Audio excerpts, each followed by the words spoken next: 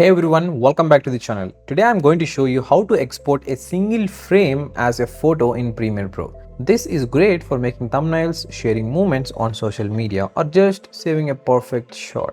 Let's get started. First, open your project in Premiere Pro. Find the frame you want to save. You can do this by moving through your timeline or playing your video until you see the frame you like. Once you have found your frame, make sure it is showing in the program monitor. Now let's get it saved as a photo. Look for the camera icon below the program monitor, that is the export frame button. If you don't see it, you might need to add it.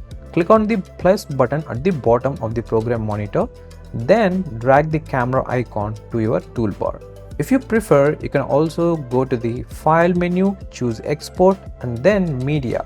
This will open the export settings window, where you can select your photo format like JPEG or PNG. Let's stick with the camera icon for now. Click on it and you will see the export frame dialog box.